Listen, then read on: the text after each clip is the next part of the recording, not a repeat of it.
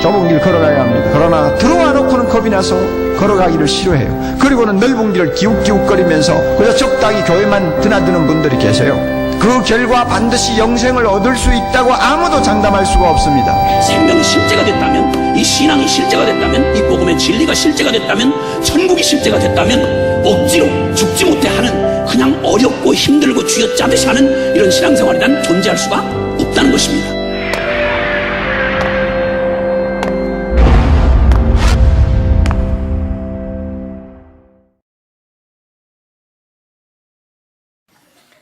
그 유명한 정신과 의사이자 작가인 스캇 팩이라는 분이 있는데요. 이제 이분이 쓴 책 중에서 아직도 가야 할 길, 이런 제목의 책이 있습니다. 그 책에 보면은 이제 첫 주제로 삶은 문제와 고통의 연속이다, 이런 소주제를 다루고 있는데, 그 내용 일부를 앞부분의 것을 좀 읽어드리려고 합니다. 삶은 고해이다. 이것은 위대한 진리다. 다시 말하자면 이것은 이 세상에서 가장 위대한 진리 중에 하나이다. 이것이 위대한 진리인 까닭은 진정으로 이 진리를 깨닫는다면 그것을 뛰어넘어갈 수 있기 때문이다. 진정으로 삶이 힘들다는 것을 알게 되면, 즉 진정으로 그 사실을 이해하고 받아들이게 되면 삶은 더 이상 힘들지 않게 된다. 일단 받아들이게 되면 삶이 힘들다는 사실은 더 이상 문제가 되지 않기 때문이다. 이 인생 자체가 고해고 삶 자체가 문제와 고통의 연속이라는 이 스캇 팩의 이야기를 저는 많은 사람들을 상대하는 목회자로서 너무나 공감 가면서 그 글을 제가 읽었습니다. 스캇 팩이 주장하는 게 뭐냐면은, 이처럼 인생이 고해이지만 그러나 우리가 그 사실을 인정하고 그것을 수용하고 받아들이면, 그리고 그것을 피하지 않고 맞서면은 그 고통이 더 이상 고통이 안 될 수 있다는 거예요. 그런데 이 문제가 뭐냐? 그 다음 내용을 한번 들어보시기 바랍니다. 우리들 대부분은 당면한 문제를 두려워하면서 피하려 든다. 심지어는 문제를 잊기 위한 보조적인 수단으로 약을 복용하여 자신을 마비시킴으로써 고통을 안겨준 문제를 잊기도 한다. 우리는 문제와 정면으로 부딪히기보다는 주변에서 맴돌려고 한다. 문제 안에서 괴로워하기보다는 문제 밖으로 빠져나오고 싶어 한다. 뭘 주장하는지 아시겠죠? 우리가 내게 직면한 이 인생의 고통의 문제와 피하지 않고 맞서 싸워야 되는데 우리는 그걸 두려워하면서 피하는 거예요. 마약하고 술에 의지하고 이런 식으로 이것을 회피하기 때문에 고통의 문제에 함몰돼 버릴 수밖에 없다는 겁니다. 저는 스캇 팩의 이 주장의 글들을 읽으면서 한 인물이 떠올랐는데요. 오늘 룻기에 나오는 엘리멜렉이라고 하는 한 남자입니다. 이 엘리멜렉은 바로 이 부분에서 실패한 인생입니다. 룻기 1장 1절을 보면 나오는데요, 거기에 엘리멜렉이라는 사람의 집안에 큰 먹구름이 몰려왔음을 알 수가 있습니다. 1절입니다. 사사들이 치리하던 때에 그 땅에 흉년이 드니라. 스캇 팩이 말한 인생의 고통이 찾아온 거예요. 이 흉년이라고 하는 그 먹구름이 엘리멜렉에게 또 그 가정에 몰려와가지고 비극이 어떻게 이어지느냐 보니까 3절입니다. 나오미의 남편 엘리멜렉이 죽고 나오미와 그의 두 아들이 남았으며, 그 다음 5절에 보면은 비극이 여기에 그치지 않습니다. 엘리멜렉의 두 아들입니다. 말론과 기럨 두 사람이 다 죽고 그 여인은 두 아들과 남편의 뒤에 남았더라. 야, 이런 끔찍한 한 가족의 몰락, 이 비극으로 시작되는 성경이 그게 룻기서예요. 근데 여러분, 저는 이번 특세 때 이 룻기서를 살펴봐야 되겠다 그렇게 결정을 하고 지난 여름 이후서부터 계속 이 본문을 묵상하고 또 자료도 찾고 모으고 그렇게 해왔는데요, 제가 왜 이번 특세 때 룻기를 살펴봐야 되겠다 생각을 했냐 하면, 여러분, 룻기서는요 이렇게 비참한 한 가족의 몰락으로 시작되는 비극적인 성경으로 시작이 되지만, 근데 룻기는 그렇게 끝나지 않습니다.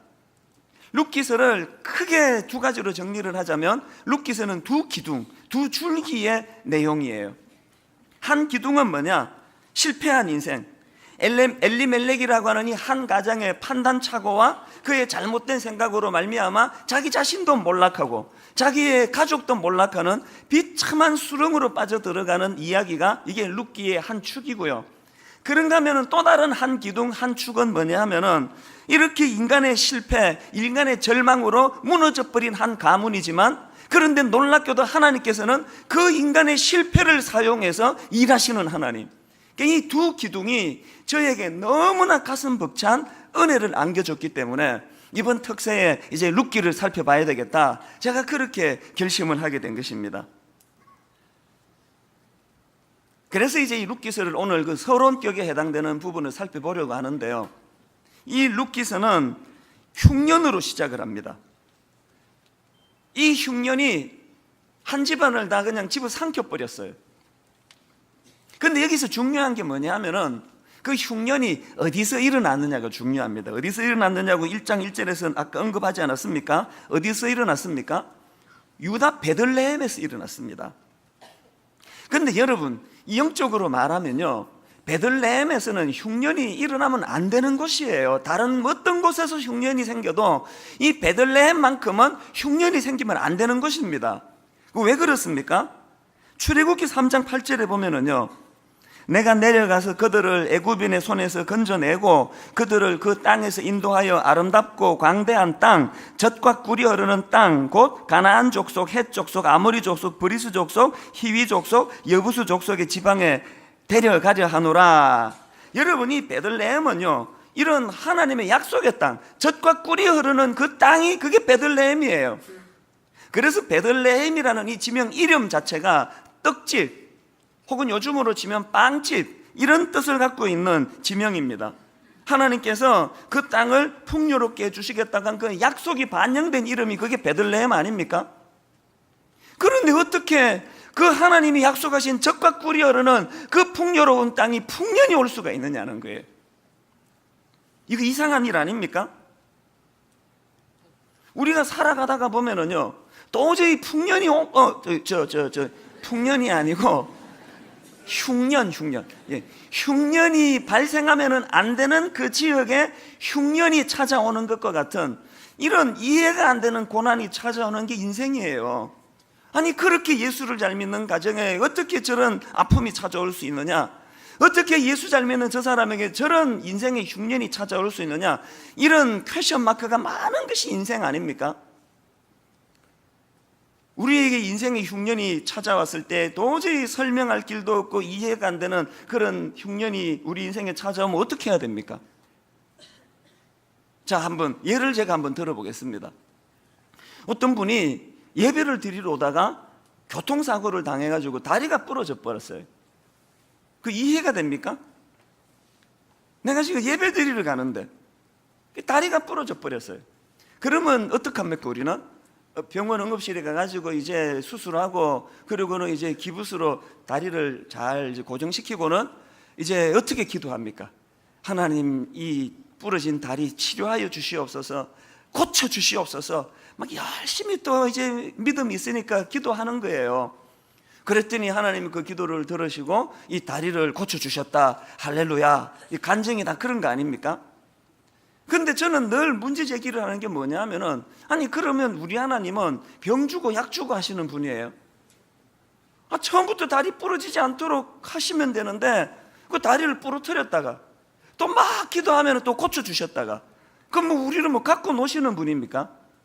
그 우리 신앙의 이 중심이라는 게 이 바닥을 넘어서지를 못하는 거예요. 그래서 여러분, 이해가 안 되는 사고를 만나고 아픔을 경험하면은요, 이거 해결해 주옵소서, 고쳐 주옵소서라고 기도하기 이전에 무슨 기도를 먼저 해야 되는지 아십니까? 하나님, 내게 왜 이런 아픔이 찾아왔는지요? 하나님, 이 고통을 통하여 하나님 무엇을 제게 말씀하기를 원하시는지요? 이 질문이 먼저 돼야 돼요. 하나님, 내가 예배 드리러 가는 이 과정에 다리가 부러졌는데 이게 도대체 하나님 내게 무슨 메시지를 주기 위한 하나님의 의도하심입니까? 이 질문이 필요하다는 거예요. 엘리멜렉도 마찬가지 아닙니까? 아니, 젖과 꿀이 흐르는 그 땅인데 떡집에서 떡이 떨어진 것처럼, 아니, 어떻게 흉년이 찾아올 수가 있느냐고요. 그러면 그 문제를 가지고 하나님 앞에 실험하면서 이 고난을 통하여 하나님이 무슨 말씀 주시기를 원하시는지를 깊이 살펴봐야 되는데, 엘리멜렉은 그렇게 하기가 싫어가지고 그냥 현실 도피 모압으로 도망가 버린 거예요. 이게 비극의 첫 번째 출발입니다. 여러분, 우리는 이 엘리멜렉이 범한 실수를 범하면 안 됩니다. 저는 확실히 믿습니다. 적어도 예수 믿는 하나님의 자녀들에게 찾아온 고통, 여러분 그 고통에는 뜻이 있다는 사실이에요. 그 고통을 통하여 하나님께서 거기에 우리에게 말씀하시고자 하는 메시지가 있다는 거예요. 그렇기 때문에 우리는 늘 아픔이 오고 고통이 오면 그 문제를 가지고 하나님 앞에 실험해야 돼요. 요한계시록 2장 5절에 보면은 그러므로 어디서 떨어졌는지를 생각하고 회개하여 처음 행위를 가지라. 또 전도서 7장 14절, 형통한 날에는 기뻐하고 곤고한 날에는 되돌아보아라. 이 두 가지를 하나님이 병행하게 하사 하나님이 그의 장래의 일을 능히 헤아려 어떻게 한다고요? 알지 못하게 하셨느니라. 우리는 너무 우리의 신앙이 우리 위주로 얕은 수준이에요. 하나님께서는 분명히 두 가지를 병행하게 하시는 하나님의 창조 질서가 그래요. 그리고 인간이 그걸 알지 못하도록 조치를 취하셨어요. 그런데 우리는 맨날 왜 이런 문제를 가지고 그 얕은 수준을 못 벗어서 신앙이라는 게 뭐 어디 누가 뭐 예언의 은사가 있대더라, 뭐 잘 맞춘대더라. 하나님이 헤아려 알지 못하게 하셨는데 뭘 그걸 알아내려고 그걸 깨를 쓰시느냐고요. 우리는 그저 그날 어떻게 한다고요? 형통하면은 그거 누리고 기뻐하고 즐거워하고 감사하고, 또 인생의 흉년이 찾아오고 고난이 찾아오고 곤고한 날이 찾아오면은 깊이 그것을 되돌아보며 이 일을 통하여 하나님 내게 무슨 말씀을 하실 것인가를 점검하는 그런 시간으로 가져야 된다는 거예요. 이런 맥락에서 저는요, C.S. 루이스가 이 고통에 관하여 명언을 남긴 것을 너무나 제가 공감합니다. 이런 이야기를 했습니다. 고통은 귀먹은 세상을 깨우기 위한 그분의 메가폰이다. 이 온 세상 이 잡소리에 안테나가 다 뻗쳐나가가지고 하나님 말씀이 들리지 않고 엉뚱한 길로 가는 우리를 사랑하셔서 하나님께서는 이 고통을 통하여서 확승기를 들려주시듯이 우리에게 바른 길 가기를 원하신다는 거예요. 그래서 시편 119편 67절에 보면은 고난 당하기 전에는 내가 그릇 행하였더니, 이 고난의 축복이 뭐예요? 그 다음 결과, 이제는 주의 말씀을 지키나이다. 다리 부러졌다가 고쳐지는 그게 다가 아니에요. 내 인생에 찾아오는 그 아픔, 그 밤에 잠을 이루지 못하는 그 절망적인 그 실패한 마음, 내 인생에 흉년이 찾아왔을 때 우리도 시편 119편 기자처럼 이런 고백을 하는 인생이 되기를 바랍니다. 고난 당하기 전에는 내가 그릇 행하였더니 이제는 주의 말씀을 지키나이다. 고난이 우리를 성숙하게 하게 만드는 하나님의 축복의 통로, 변장하고 찾아온 축복의 도구임을 깨닫는 경지까지, 거기까지 가는 신앙인들이 되시기를 바랍니다. 자, 그렇다면은 엘리멜렉은 그 길을 택하지 않고 그냥 도망가 버렸는데요, 이제 우리는 그 성경을 읽으면서 이제 이 성경을 어떻게 읽어야 됩니까? 그럼 하나님께 이제 우리가 실험해야 되는 게 뭐예요?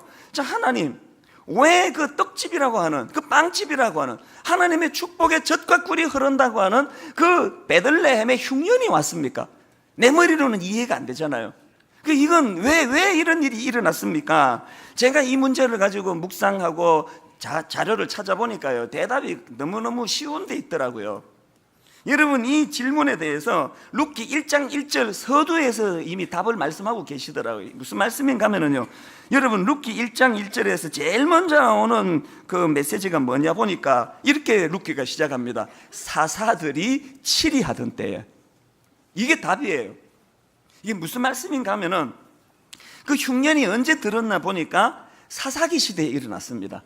여러분, 성경을 조금만 아시는 분은 다 아시지만 사사기 시대는요, 극단의 타락의 시대 아닙니까? 상상을 초월하는 이 성적인 타락, 도덕적인 타락, 그래서 이 배교의 이 극심한 타락의 시대, 배교의 시대가 사사기인데요, 이 사사기 시대를 한마디로 함축적으로 표현하는 구절이 사사기 맨 마지막에 나오는 21장 25절입니다. 한번 보십시오. 그때에 이스라엘의 왕이 없으므로 사람이 각기 자기의 소견에 오른 대로 행하였더라. 사사기를 뭐라고 함축적으로 요약합니까? 자기를 컨트롤해 줄 왕이 없던 시대라는 게 혼미한 시대예요. 그러다가 보니까 죄성을 가진 인간의 본능을 통제해 줄 기능이 마비돼 버렸어요. 그러다 보니까 상상할 수 없는 전쟁과 사륙과 끝간데 없는 인간 말종들이 모여 살던 데가 그게 사사기 시대예요. 그런 타락의 시대에 베들레헴의 흉년이 왔습니다. 조금 짐작이 가지 않습니까? 성경 공부를 좀 하신 분은 아시지만요, 이 사사기 시대를 어떤 구도로 설명을 잘하는가 하면은 이 네 단계로 설명을 합니다. 이 사이클인데요. 타락, 징계, 회복, 타락, 징계, 회개, 회복. 이 사이클에 계속 반복되는 그게 사사기예요. 이 이스라엘 백성들이 왕이 없어서 지멋대로 본능에 따라 가지고 그래서 끝간데 없이 타락합니다. 그러면 하나님께서 그것을 사랑으로 흉년이라는 상징으로 징계를 합니다. 하나님 징계를 받으면 아 뜨거라 그러면서 정신 차리고 회개합니다. 회개하면 하나님은 용서와 회복을 주십니다. 그렇게 시간이 좀 가면 인간은 또 무디어져서 또 타락합니다. 또 타락하면 하나님은 또 징계하십니다. 징계를 받으면 또 아 뜨거라 그러면서 회개합니다. 회개하면 하나님께서는 긍휼히 보셔서 회복시켜 주십니다. 이게 계속 반복되는 게 그게 사사기거든요. 자, 여러분, 이 룻기는 사사시대에 있었대요. 그러면 이제 답이 나오지 않습니까? 이 흉년은 왜 생겼을까요? 왜 적과 꿀이 흐르는 축복된 그 땅에서 흉년이라는 이런 절망적인 일이 일어났을까요? 이건요, 우리를 그 당시 타락한 이스라엘 백성들을 징계하시기 위한 의도된 흉년이라는 거예요. 그러면 엘리멜렉이 어떻게 해야 됩니까? 깊은 하나님의 뜻을 헤아려서 그 흉년을 보면서 하나님 앞에 회개의 자리로 나아가야 되는 거 아닙니까? 그런데 엘리멜렉은 그러질 않았습니다. 현실 도피, 모압으로 도망가 버렸어요. 제가 영어 성경 NIV로 보니까요, 그 1절에 있는 이 부분은 이렇게 표현하더라고요. Went to live, 그 다음에 for a while. 그러니까 이민 간 게 아니에요. 흉년을 피해서 잠깐 간 거예요. 그래서 저는 이 엘리멜렉의 치명적인 실수를 두 단어로 생각을 해봤는데요. 하나는 현실 도피예요. 스카펙이 말한 것처럼 인생은 고통인데, 인생은 고뇌인데, 내 인생의 고통이 찾아올 때 그거 회피하면 안 되는데, 하나님 앞에 이 고통의 뜻이 뭔지를 씨름하며 주님께 나가야 되는데, 엘리멜렉은 도망가 버렸습니다. 그런가 하면 두 번째로 엘리멜렉의 잘못이 뭐냐? 궤도 이탈이에요. 궤도 이탈. 제가 왜 이런 생각을 하게 됐냐면요, 자, 1절을 다시 한번 보시니까요, 엘리멜렉이 어디로 도망을 갔습니까? 모압 지방으로 도망을 갔습니다. 모압 지방. 그가 피해간 이 모압 지방은요, 하나님의 백성들이 아무리 다급해도 절대로 도망가서는 안 되는 그게 모압 지방이에요. 이 배경을 좀 설명을 드리자면 신명기 23장 3절을 보십시오. 암몬 사람과 모압 사람은 여호와의 총회에 들어오지 못하리니 그들에게 속한 자는 10대뿐 아니라 영원히 여호와의 총회에 들어오지 못하리라. 그 다음 6절. 내 평생에 그들의 평안함과 형통함을 영원히 구하지 말지니라. 여러분, 구약의 모세의 법에 의하면은 이스라엘 백성들은 모압과 분리되기를 하나님이 원하세요. 그 땅이 아무리 비옥호가 아무리 풍요로워도 그 기웃거리면 안 된단 말입니다. 그런데 엘리멜렉은 궤도 이탈했어요. 그러면 이런 질문이 가능하겠죠? 그 엘리멜렉은 왜 하나님이 금하시는 모압 땅으로 갔을까? 이거 상식으로 대답할 수 있는 거예요. 자료를 찾아보니까요, 모압 지방은 강수량이 풍부하고 물이 넉넉해요. 그래서 이제 비가 오늘처럼 이렇게 비가 많이 오고 또 물이 넉넉하면은 초목이 잘 자라고, 그러면 이제 비옥한 땅이란 말이에요. 여러분, 이게 엘리멜렉이 보기에 자기가 지금 기거하고 있는 그 흉년을 만난 그 베들레헴하고는 너무 대조적이잖아요. 오늘 우리가 신앙생활 하면서 이런 우를 범하는 경우가 얼마나 많은지를 다 아시잖아요. 하나님은 흉년을 통해서 우리의 삶을 통해 영적으로 깊이 들어가기를 원하시는데 우리는 그거 싫다는 거예요. 왜 내가 흉년이냐고. 난 모압으로 갈 거라고. 궤도를 이탈해 버렸어요. 이게 엘리멜렉과 자기는 물론이고 그 자식들까지 몰락하게 만드는 결정적인 실수였다는 거예요. 저는 여러분 이 궤도 이탈이라는 이 엘리멜렉의 우를 생각하면 지렁이 생각이 나요. 이게 무슨 이야기인가 하면요, 요즘 저는 월요일 날마다 자전거를 탑니다. 그래서 이제 분당에서 자전거를 타고 서울 쪽으로 이렇게 탄천길을 쭉 따라가다가 보면은요, 우리나라가 자전거 길을 정말 잘 만들었습니다. 이 아스팔트 길로 그렇게 이제 자전거를 타도록 길을 만들어 놨는데요, 비가 오고 나면 내일 이제 또 이제 지렁이들이 엄청 나올 거예요. 그 아스팔트 위에 지렁이들이 흙먼지를 뒤집어 쓰고 고통으로 비비꼬면서 일그러져 가는 그런 지렁이를 비 온 뒤에 너무 많이 봐요. 그걸 볼 때마다 처음에는 징그러워 가지고 이렇게 막 피해 다녔거든요. 그 웬 아스팔트에 이 지렁이들이 이렇게 많이 죽어가느냐고.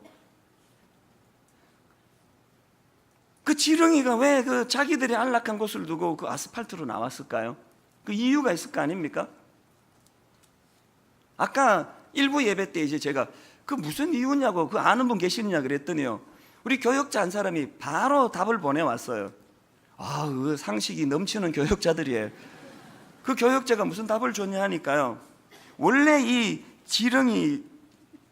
지렁이들은 이 몸의 피부의 감각에 따라 움직이고 또 숨도 피부로 쉰다고 합니다. 그래서 이제 축축한 습기가 있어서 피부가 이제 숨을 쉴 수 있는데, 이제 비가 오고 그렇게 물이 많이 차면은 이제 그 흙 속에 담겨져 있던 이 공기들이 이제 비가 채워지면 이제 그 공기들은 다 빠져나가고, 그러면 이제 물 속에 갇혀 있는 이 지렁이는 호흡하기가 어려우니까, 그래서 이제 숨 쉴 곳을 찾아서 빠져나가는 거라는 겁니다. 그렇게 나가가지고 아스팔트까지 간다는 겁니다. 이게 전문가가 하는 얘기가 아니라서 뭐 그렇게 신빙성이 있는지 없는지는 사실 잘 저는 모르겠어요. 근데 그럴듯해 보이더라고요. 그래서 제가 그 교역자가 보내온 그 설명을 보면서 이게 참 영적으로도 이게 너무 교훈을 주는 메시지다. 그 지렁이가 뛰쳐나온 건 다 지대로 이유가 있는 거예요. 자기대로 살 길을 찾아간 거예요. 그 엘리멜렉이 여러분 그 가서는 안 되는 모압으로 가게 된 것도 다 자기대로 다 이유가 있는 거예요. 그런데 여러분 그것이 결과적으로 궤도 이탈을 가져오면은 결국은 조금 있다가 햇살이 비춰지는 해가 뜨면은 그 지렁이는 비참하게 말라 비틀어진 자전거길 아스팔트에서 온몸에 흙을 뒤집어 쓰고 그렇게 비참하게 뒹굴어 죽어가는 그런 존재가 된다는 거예요. 저는 이 지렁이가 꿈틀꿈틀거리는 그곳을 이렇게 지나갈 때마다 늘 저는 영적으로 그것을 교훈으로 바라보고 있는 것이 요즘의 저예요. 오늘 여러분들 중에 인생의 흉년이 찾아오고 난감한 어떤 일이 닥쳐왔을 때 그걸 내가 어떻게 해보겠다고, 내 의지로 한번 해보겠다고 그렇게 아스팔트 길로 찾아나가는 지렁이 같은 그런 인생은 없는지 돌아보셔야 된다는 거예요. 이런 맥락에서 저는 다윗이 쓴 시편 11편 1절을 참 귀하게 생각합니다. 이 시편 11편의 배경을 보니까 이제 뭐 의견들이 약간씩 다른데요, 공통점은 뭐냐, 다윗이 극심한 인생의 고난 중에 쓴 시라는 거예요. 어떤 학자들은 이 시편 11편은 자기 아들 압살롬이 쿠데타를 일으켜가지고 인생 중에 가장 절망적일 때 쓴 시라고 그렇게 이야기를 하더라고요. 여러분 다윗이 지금 인생의 절망적인 흉년을 맞았는데 그가 그것을 어떻게 대처하는가 보니까, 자 1절 한번 보시기 바랍니다. 시편 11편 1절입니다. 어떤 태도를 취합니까? 내가 여호와께 피하였거늘 너희가 내 영혼에게 새같이 내 산으로 도망하라 하면 어찌함인가. 제가 이 구절이 참 와닿는 게요, 인생의 고난을 만나면 두 갈래 길이에요. 하나는 다윗이 선택한 것 여호와께로 피하는 길이 있고요, 하나는 세상 사람들이 권하는 뭐라고 말합니까? 새처럼 날렵하게 내 산으로 도망가라, 피해라, 현실도 피해라. 이거 재수 없는 일이다. 오늘 이 세상은 우리에게 고난을 만나고 흉년을 만나면 하나님 찾지 말고 네 방식대로 아스팔트로 나가라, 그렇게 권합니다. 날렵하게 산으로 피해라. 그런데 다윗은 내가 산으로 도망가기보다 여호와 하나님께로 피하겠노라, 그렇게 이야기하는 거예요. 여기서 엘리멜렉이 실패한 것입니다. 그래서 결국은 엘리멜렉은 잘 살아보자고 모압으로 피해 갔는데, 그것이 자기는 물론이고 그 자기 가족들을 몰락시키는 그런 비극을 초래했다는 것입니다. 이게 룻기서의 큰 한 축이에요. 그런데 여러분, 제가 은혜가 되는 건 지금부터예요. 이렇게 실패한 인생, 몰락한 가문, 이렇게 아스팔트에 널브러진 지렁이 같은 실패한 존재로 전락해버린 엘리멜렉과 그의 가문이었지만, 하나님의 또 다른 한 축, 하나님께서는 이 완전히 판단 잘못, 자기의 잘못으로 실패하고 실수하고 그렇게 몰락해버린 이 인생을 통하여 하나님 어떻게 일하시는가, 이게 또 다른 한 축입니다. 어떻게 일하십니까? 제가 이 룻기서는 그 사사기를 배경으로 한다고 말씀드렸지 않습니까? 그래서 이제 성경을 보면은요, 사사기 다음에 룻기가 나옵니다. 이 처음 아신 분이 많으실 거예요. 심지어 어떤 분은 룻기가 구약이었구나, 이제 그런 분도 계시겠죠. 괜찮습니다. 이제 오늘 아시면 되니까요. 여러분, 이 사사기하고 룻기는요 세트로 읽으셔야 돼요. 왜냐? 이 사사기는 그 악한 시대에 이스라엘 사회 전체를 조명해 놓은 성경이 사사기고요, 그런가 하면은 룻기는 아주 세밀하고 섬세하게 그 사사시대를 살아가던 한 가정을 조명해 놓은 게 그게 룻기예요. 그래서 사사기와 룻기는 세트인데요, 중요한 게 뭐냐? 사사기는 문제 제기로 끝나는 성경이에요. 아까 사사기 제일 마지막 21장 25절이 어떻게 끝난다 그랬죠? 우리 한 목소리로 같이 한번 읽어보실까요? 시작. 그때에 이스라엘의 왕이 없으므로 사람이 각기 자기의 소견에 오른 대로 행하였더라. 사사기는요 문제 제기로 끝나는 성경. 이거 어떡하냐 이거? 왕이 없어 제 소견에 오른 대로 행하는 이런 시대를 이거 어떡하냐? 이렇게 문제 제기로 끝나는 게 사사기라면요, 룻기는요 사사기의 그 문제 제기에 대한 대답 형식으로 끝나는 게 룻기예요. 보시겠습니까? 룻기 맨 마지막, 자 18절부터 22절까지 한번 보시기 바랍니다. 뜬금없이 족보가 등장을 합니다. 베레스의 계보는 이러하니라. 베레스는 헤스론을 낳고 헤스론은 람을 낳았고 람은 아비나답을 낳았고 암미나답은 나손을 낳았고 나손은 살몬을 낳았고 살몬은 보아스를 낳았고 보아스는 오벳을 낳았고 오벳은 이새를 낳고. 룻기의 결론, 이새는 다윗을 낳았더라. 연결이 되세요? 사사기에서 문제 제기가 뭐예요? 왕이 없었대요. 자기를 지도해 줄 왕이 없어서 혼미한 세상이에요. 이를 어찌할꼬? 이렇게 끝나는 사사기에 대한 이 물음에 대한 질문으로 룻기를 주셨어요. 그래서 1차적으로는 그 시대 이스라엘 모든 백성들이 우르르 맞이 않는 다윗이라는 위대한 왕을 준비해 놓고 있다는 것을 설명하는 게 룻기고, 한 걸음 더 나아가지고 그 계보를 통하여 메시아 되신 예수 그리스도, 진정한 왕이신 그분이 왕이 없어 혼미에 빠진 너희들을 위하여 예비된 진정한 왕이시다는 걸 설명하는 게 룻기예요. 여러분, 여기에서 우리가 놀라워하는 게 뭐예요? 하나님께서는요 엘리멜렉이라고 하는 한 인생의 비참한 실패, 엘리멜렉의 실패로 말미암아 그와 그 가문이 자전거 아스팔트 길에 널브러져 있는 지렁이 같은 신세가 돼버렸는데, 놀랍게도 하나님은 그 지렁이 같은 신세에 빠진 엘리멜렉 가문을 통하여서 위대한 예수 그리스도의 계보를 사사기 시대의 절망적인 그 시대에 대안으로 제시하고 있다는 사실이에요. 이게 왜 마음에 감격이 됩니까? 여러분, 실패한 인생, 흉년이라는 고통에 맞설 용기가 없어 가서는 안 되는 모압으로 궤도 이탈을 해버렸던 그 인생을 통해서 일하시는 하나님.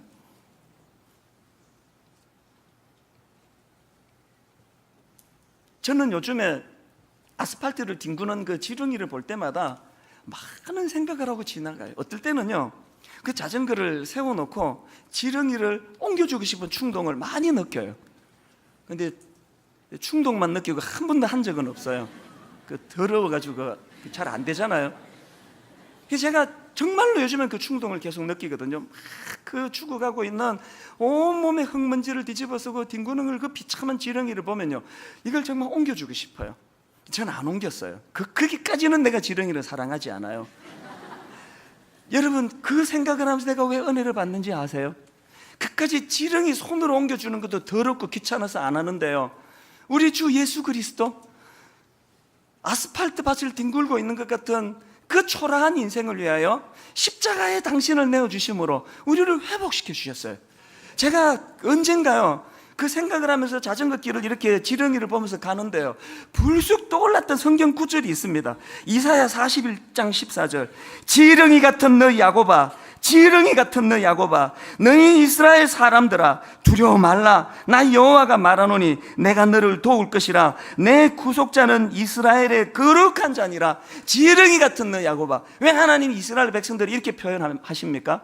그들의 타락으로 말미암아, 그들의 궤도 이탈로 말미암아 바벨론의 포로로 끌려가는 비참한 역사가 예고되어 있는 그들 인생 앞에 하나님은 그들이 회복되기를 원하시는 거예요. 여러분, 아스팔트를 뒹구는 것 같은 실패한 인생이, 그 지렁이 같은 인생이 어떻게 하면 회복이 됩니까? 베들레헴으로 돌아가시면 돼요. 다시 베들레헴으로 되돌아가는 거기서부터 회복이 일어나요.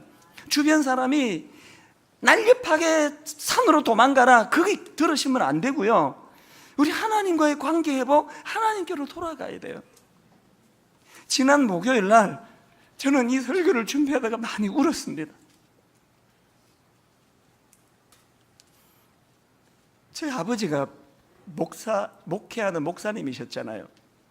어떻게 큰 교회를 세워보겠다고 그렇게 하나님 앞에 눈물로 40일 금식 기도를 하시다가 돌아가셨어요. 아버지 돌아가시고 세상적으로는 무능하게 짝이 없는 저희 어머니, 시골교회 사모님이 뭘 할 수가 있겠습니까? 세상과 같이 거짓을 쓸 수 있습니까? 속임수를 쓸 수 있습니까? 무슨 세상 경험이 있습니까? 비참하게 저희 오남매와 어머니가 정말 너무너무 초라한 자리에 빠졌는데, 저 가정이 어떻게 일어날까 아무도 예측하지를 못했는데, 오늘 본문에 빗대어 말씀을 드리자면, 지렁이 같은 야곱아, 저희 가문에, 저희 인생에 도저히 이해할 수 없는 기적이 일어난 거 아닙니까?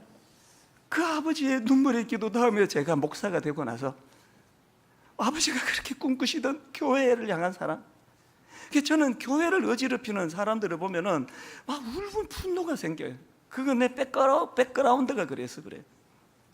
감히 저같이 우둔하고 미천한 인간이 하나님의 교회를 세우는 이런 일에 쓰임을 받는다는 이 우리 가정의, 가문의 이 계보를 생각하면, 눈으로 보기에 실패한 엘리멜렉 가문, 비참한 자리에 빠졌던 가장이 돌아가시는 그 절망적인 상황 속에서 하나님은 저희 가정을 살려주시고 저희 가문을 통해서 상상을 초월하는 영광된 자리로 인도해 주시는 그 은혜가 너무 감격이 돼서 제가 목요일 날 많이 울었어요. 너무 감사해서. 하나님, 이게 은혜군요. 이게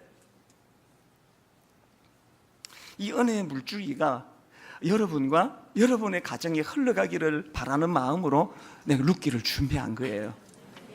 여러분, 흉년이 찾아오셨습니까?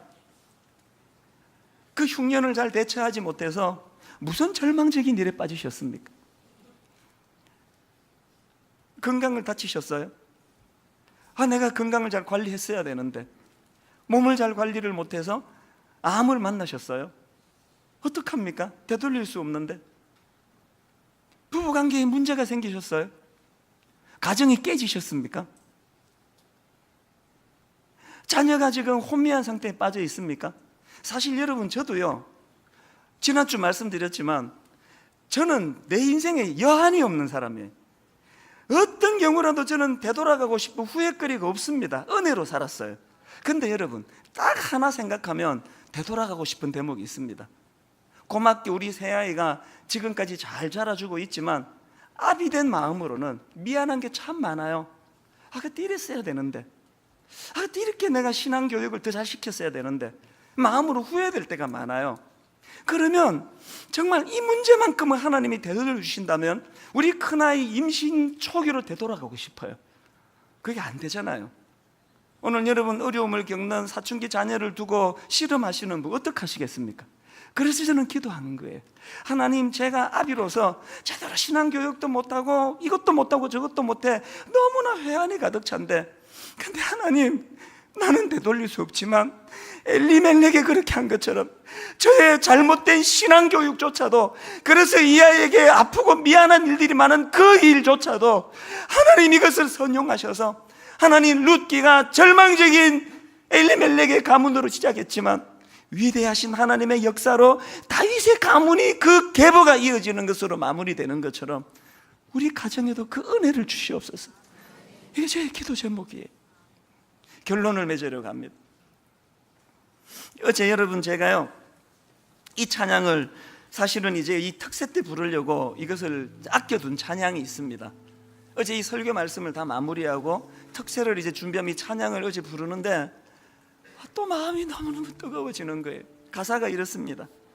어찌하여야 그 크신 은혜 갚으리, 무슨 말로서 그 사랑 참 감사하리요. 그 감격이 넘쳐나가지고 그 다음 노랫말이 이렇습니다. 하늘에 천군 천사라도 나의 마음 모르리, 나 이제 새 생명 얻으면 주님의 은혜라. 우리 찬양을 특세 내내 부르기를 원하는데요, 오늘 여러분 이 찬양 가운데 하나님의 일하심이 또 올려지고 그 감격이 내 심령, 그래서 천사들조차도 이 감격을 어찌 알랴, 이 감격이 회복되는 은혜가 이 시간 회복되기를 바랍니다. 우리 같이 찬양하시겠습니다. 어찌하여야 그 크신 은혜 갚으리. 어찌하여야 그 크신, 여러분, 우리에게 이 감격이 있습니까? 무슨 말로서, 무슨 말로서 그 사랑 참 감사하리요. 그 사랑 참 감사하리요. 하늘의 천군 천사라도, 여러분 이 감격 가지고 이렇게 노래할 수 있습니까? 나의 마음 모르리라. 여러분, 이게 은혜예요. 나 이제 새 생명 있음은 주님의 은혜라. 우리 다시 한번 가사를 생각하시면서요, 어찌하여야 그 크신 은혜 갚으리. 어찌하여야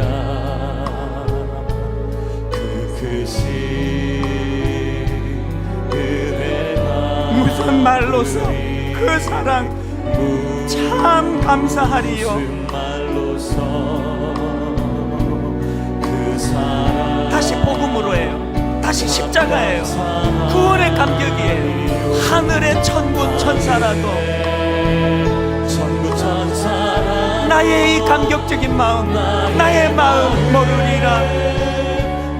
우리에게 새로운 소망이 부어졌습니다. 나 이제 새 소망이 있음은 주님의 은혜라.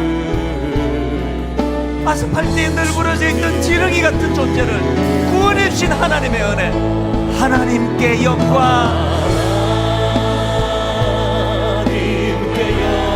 하나님께 영광,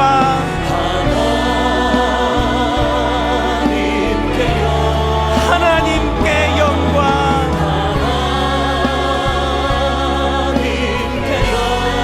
날 사랑하신 주,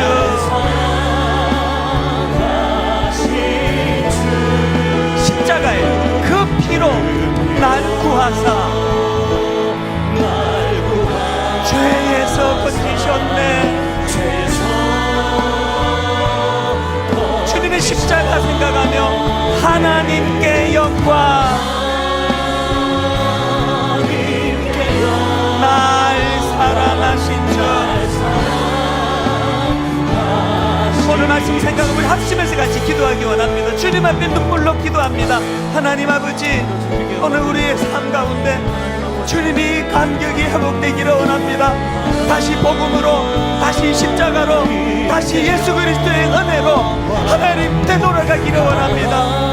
아버지, 궤도를 이탈하고 하나님 아버지 혼미한 자리에 빠져있는 우리들에게 주님이 은혜를 허락하여 주시기 원합니다. 하나님,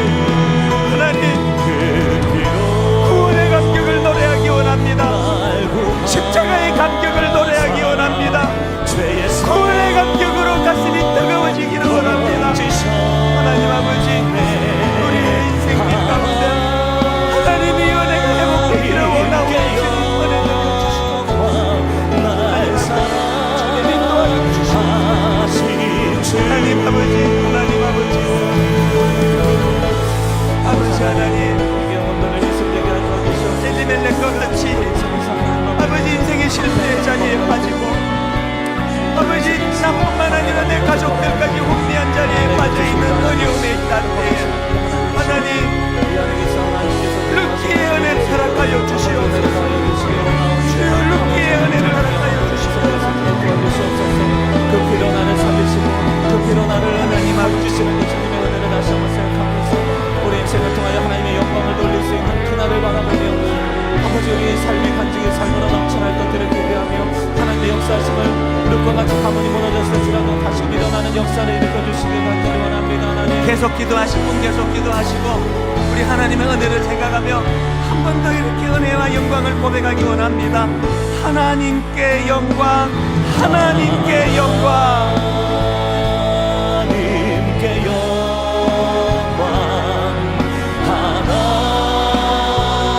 하나님께 영광 하나님께 영광. 하나님께 날 사랑하신 주, 날 사랑하신 주 그 피로 날 구하사 날 구하사 죄에서 건지셨네. 하나님께 영광. 여러분 이 사실을 아세요? 나를 사랑하신 주. 우리 다 자리에서 일어나셔서 마지막으로 하나님께 영광, 하나님께 영광. 지렁이 같은 너 야곱아, 회복과 치유를 원하신 하나님, 하나님께 영광. 날 사랑하신 주. 여러분 다시 복음으로, 다시 십자가로, 다시 예수 그리스도 그 피로 날 구하사 십자가로 죄에서 건지셨네. 하나님께 영광.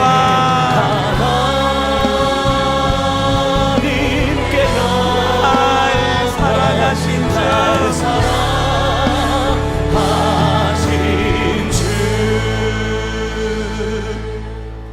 하나님 아버지, 이번 한 주간 룻기의 은혜를 주시옵소서.